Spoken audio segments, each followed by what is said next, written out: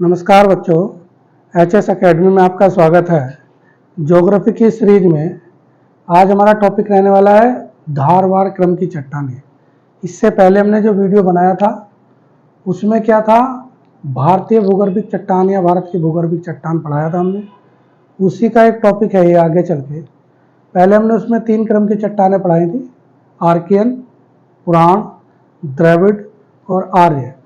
तो आर्कियन क्रम की चट्टानों में 2 प्रकार की चट्टानें मैंने बताई थी, एक आर्कियन क्रम की चट्टान और दूसरा था धारवाड़ क्रम की। तो वहीं से आज शुरू होता है कि उसी का मैं दूसरा इसका नाम देता हूँ 2 पुल। तो ये 2 है, एक हम पहले पढ़ चुके हैं और दूसरा ये है, ठीक है। इसकी मैंने ये कुछ विशेषताएं लिखी है जहाँ से प्रश्न पूछा जाता है, मैपिंग करने की कोशिश की है जहाँ जहाँ पर ये है, अपक्षयपर्दन क्या है ये पता करेंगे, और किस किस राज्य में है, किस किस राज्य में ये कहाँ कहाँ पे पाई जाती हैं चट्टानें, उस राज्य का हमने नाम दिया है। और ये मैंने एक मोटा मोटी क्या किया है, जो हमारी चट्टानें बनी हैं कौन सा किस समय कैसे कैसे हुआ है, तो वो बनाने की कोशिश की है। देखिए, पहले हम बताएं भारत में गोंडवाना भूमि से जुड़ा हुआ था। भारत अब कहाँ से जुड़ा हुआ है, गोंडवाना से, गोंडवाना भूमि से जुड़ गया। अब इससे पहले समझने के लिए हमें ये करना पड़ेगा कि हम देखें कि ये बन कैसे रहा। सबसे पहले क्या होता है, इसमें बोर्ड भी नहीं है, हो सकता है चलो मैं यहाँ पे बना देता हूँ, इसका इतना तो हमने पढ़ लिया, यहाँ पे बना देता हूँ। भारत अब गोंडवाना से जुड़ गया। जब हम बात कर रहे हैं उसकी, सबसे पहले क्या हुआ, एक पृथ्वी है, पृथ्वी ये भूमध्य रेखा है, इसके ऊपर क्या है, इसमें ऐसे करके एक विखंडन हुआ है। तो ये विखंडन में ऊपर वाला क्या है, ये अंगारा लैंड है। ये क्या है, अंगारा लैंड है। पहले तो इसको ही समझ लो, अंगारा लैंड पे मत जाओ। अभी इसको हम समझा दे तो ये क्या है, पैंथालासा, ये समुद्र है, पैंथालासा, ये पैंथालासा है। ये जो है चारों तरफ पानी पानी भरा हुआ है, ये पैंथालासा है। यहीं से क्या हुआ, ये भूमि टूटने शुरू हुई, अपक्षयपर्दन हुआ लाखों करोड़ों वर्ष होने के बाद। तो इसमें क्या हुआ, 2 तरीके से बात हुई। एक तो हुआ जो भूमि का उतला भाग उठा और कुछ भाग धस गया नीचे। तो जो धसा हुआ भाग है वहाँ पे पानी भरा रह गया, और जो उतला भाग है वो भूखंड बन गया, जो आज हमारे महाद्वीप के जैसे दिखते हैं, जो हमारे महाद्वीप है आज। तो ये तो हो गया पैंथालासा जहाँ पे पानी भर रहा है।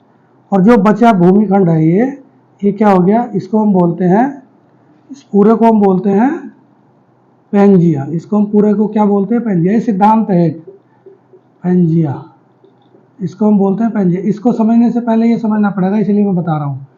इसको बोलते हैं पैंजिया, यानी कि ये तो हो गया पूरा चारों तरफ पानी पानी, पैंथालासा।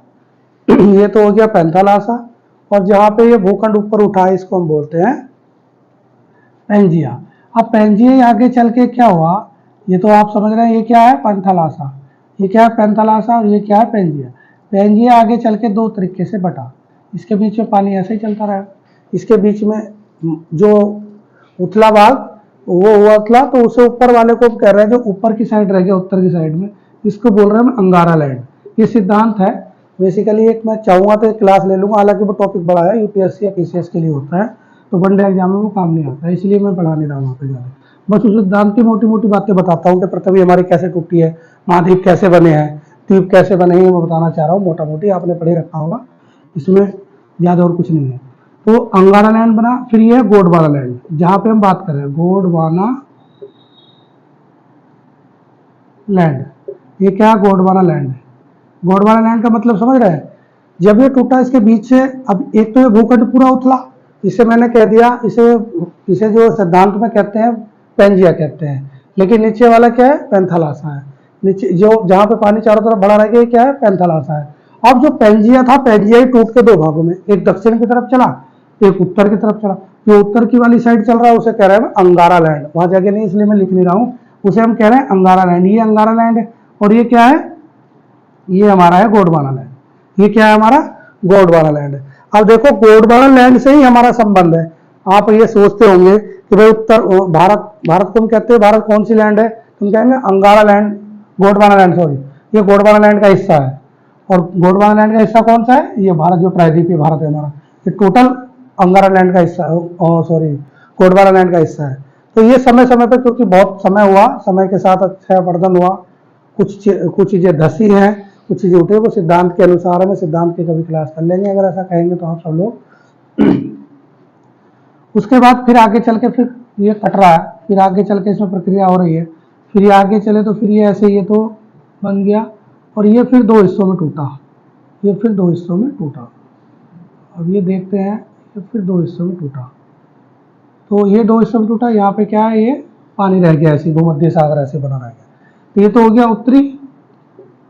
उत्तरी अमेरिका, और ये क्या हो गया, यूरेशिया या यूरोप और यूरेशिया, ये यूरोप और यूरेशिया वाला हिस्सा रहेगा महाद्वीप।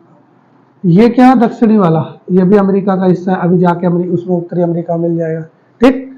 फिर उसके बाद क्या, ये क्या है, ये मैंने बनाया, ये है, ये ऑस्ट्रेलिया, ये ऑस्ट्रेलिया महाद्वीप बना, और ये हमारा वाला हिस्सा है, ये धीरे धीरे इधर को मूव कर रहा है, और इधर को मूव करते करते हम इसके साथ जुड़ जाएंगे, और वो थोड़ा थोड़ा नीचे आता चला जाएगा। तो हम इस प्रकार से किसके साथ जुड़ जाएंगे, यूरेशिया या यूरोप के साथ में, उधर से हम एशिया के साथ, एशिया हमारा उसमें जुड़ जाएगा, ठीक है। एशिया हमारा इसमें जुड़ जाएगा यूरोप में जाके, एशिया हमारा किस में जुड़ जाएगा, यूरोप में, क्योंकि मूव हो रहा है, ये चल रहा है, प्रक्रिया चल रही है, क्योंकि आपने सुना होगा कि पृथ्वी हमेशा मूव होती रहती है, उसी का एक कारण है, ठीक है। लास्ट में अगर आगे जाके देखें तो होता क्या है, मैंने बताया ये सारी चीजें हो किसके बात में, मैंने बताया सिद्धांत, एक सिद्धांत बहुत बड़ा, फिर क्लासेस ज्यादा बड़ी हो जाएंगी, लेकिन मैं बताने की कोशिश आपको कर रहा हूँ कि भाई ये प्रक्रिया जो हुई है, एक सिद्धांत है, उस सिद्धांत के नाम से जो प्रक्रिया हो रही है ये हमारे पृथ्वी की टूटने की और महाद्वीप बनने की, तो महाद्वीप बनने के साथ साथ गोंडवाना लैंड भी बना, और गोंडवाना लैंड का ही हमारा उत्तर भारत या प्रायद्वीपीय भारत का हिस्सा है।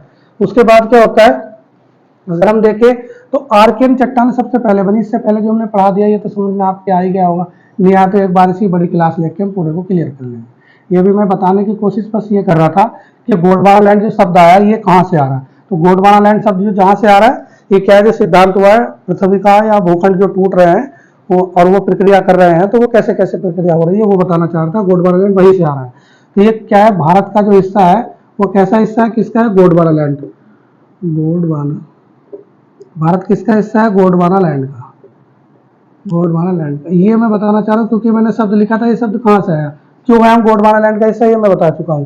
गोंडवाना लैंड में क्या मूव हो रहा है, और उसके बाद हम यूरोप के साथ या एशिया के साथ जुड़ रहे हैं उधर, ठीक है। हम एशिया, हमारी एशिया जो उधर जुड़ रहे हैं, भारत का हिस्सा हमारा वहां पे जुड़ गया, और यही है, यही कारण है कि हम गोंडवाना लैंड का हिस्सा कहलाते हैं, ठीक है। बाकी शेष भाग नीचे रहेंगे। अब हम देखें ये किस में चल रहा है, आर्कियन चट्टानों के क्रम के बाद बनी हुई है, एक क्रम चल रहा है। अगर हम देखें आर्कियन चट्टान से आर्कियन चट्टान इससे पहले बनी है, आर्कियन चट्टान धारवाड़ क्रम से पहले बनी। अब अगर प्रश्न ऐसा आ जाता है कि धारवाड़ क्रम से पहले कौन सी चट्टानें बनी है, तो हम कहेंगे आर्कियन क्रम की चट्टानें बनी है, उसी के पश्चात बन रहा है, इसीलिए हम इसके आधार को बना के चलेंगे, क्योंकि हमने इससे पहले लिखा था एक सेंटेंस कि आर्कियन क्रम की चट्टान बाकी सारी चट्टानों का आधार है, यानी बेस है, तो वही है।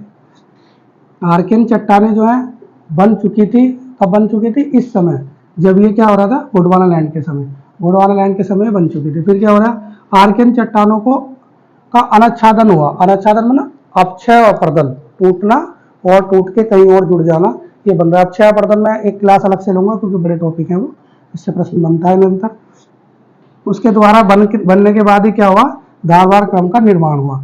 धारवाड़ क्रम की चट्टानों का निर्माण कब हुआ, जब आर्कियन चट्टानों का अपक्षय अपर्दन हुआ। ध्यान रखने की बात यह, लैंग्वेज में फंसा के प्रश्न पूछा जाएगा कि भाई आर्कियन क्रम की चट्टानों का अनाच्छादन या अपर्दन होने के बाद कौन सी चट्टानों का निर्माण होता है, तो फिर हमें आंसर देना होता है कि धारवाड़ क्रम की चट्टानों का निर्माण होता है। उसके बाद अगर देखें हम, धारवाड़ क्रम की चट्टान प्रथम अपसादी थी, सबसे पहले ये क्या थी, एक अपसादी चट्टानें थी, अपसादी चट्टानें, यानी कि पहला अपसाद यहाँ मिलने की दिखाई देता है, महसूस होता है कि यहाँ अपसाद है, कौन से में, धारवाड़ क्रम में।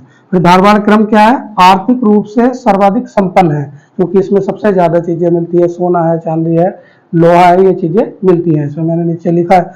और धात्विक भी है, अधात्विक भी है। इससे पहले आर्कियन क्रम की चट्टानें भी कैसी थी, धात्विक और अधात्विक दोनों थी। लोहा, तांबा, सोना चांदी, मैग्नीज एवं परमाणु खनिज भी इसमें मिलते हैं। लेकिन एक विशेष बात इसमें भी वही है, क्या जीवाश्म रहित है। ये क्या है, जीवाश्म रहित है, यानी कि इसमें भी जीवाश्म नहीं पाए जाते हैं। इससे पहले जो हमने आर्कियन चट्टानें पढ़ाई थी, आर्कियन क्रम की चट्टान पढ़ाई थी, उसमें भी जीवाश्म नहीं थे। इसका मतलब ये हो गया दोनों चट्टानों में यानी आर्कियन क्रम की चट्टानों में अभी भी जीवाश्म नहीं है।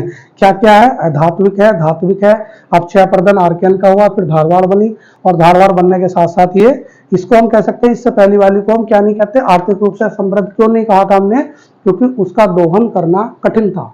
चीजें वहां थी, सोना चांदी तो वहां नहीं था, लोहा था, जस्ता था, तांबा था, लेकिन उसका दोहन क्योंकि अत्यधिक कठोर मैंने कहा था वहां पे, ये थोड़ी कोमल है, कुछ समय बीता है और तो ये फिर कोमल हो गई है। तो कोमल होने के साथ इनका दोहन हम कर सकते हैं, यानी आसानी से हम लोहे को प्राप्त कर सकते हैं, आसानी से हम सोने की खान तक जा सकते हैं। वहां पे आर्कियन क्रम की चट्टान ज्यादा कठिन थी, इसलिए उनका दोहन करना अत्यधिक मुश्किल था।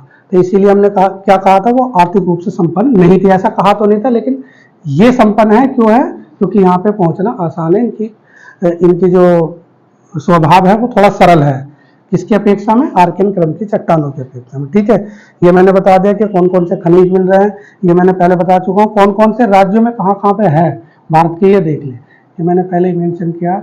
ये तो जनरली वैसे मेंस का सवाल है, मेंस में कैसे लिखा जाता है वो देख लें, पीसीएस में या यूपीएससी में। अगर आ जाए चट्टानों में, धारवाड़ क्रम की चट्टानों का क्रम समझाएं तो इसमें ये मैप काम करेगा। फिर हम क्या करेंगे, प्रायद्वीपीय भारत का मैप बनाएंगे। मैंने बनाने की कोशिश की है, जल्दी में बढ़िया तो नहीं बना है, लेकिन देख लें। ये क्या है, ये क्या है, कर्नाटक है। उसके बाद केरल, तमिलनाडु, आंध्र प्रदेश, तेलंगाना, छत्तीसगढ़ और ये आंध्र प्रदेश, उड़ीसा। तो उड़ीसा और आंध्र प्रदेश और छत्तीसगढ़, इन तीनों मिला के एक धारवाड़ क्रम की तीनों की गुत्थी में पड़ता है यहाँ पे। फिर उसके बाद एक प्योरी पड़ता है, यानी पूरा का पूरा ये आंध्र प्रदेश में पड़ता है, ये धारवाड़ क्रम की चट्टानों का जो सिस्टम है। उसके बाद कर्नाटक में बहुत बड़ा इसका हिस्सा पड़ता है, सबसे ज्यादा कर्नाटक में इसका हिस्सा पड़ता है। इसकी एक नई बात है, पहले तो ये सारी चीजें थी, इससे पहले भी आर्कियन चट्टानें भी यहाँ पे मिल रही थी, लेकिन एक नई चीज इसमें मिली है, अरावली पर्वत।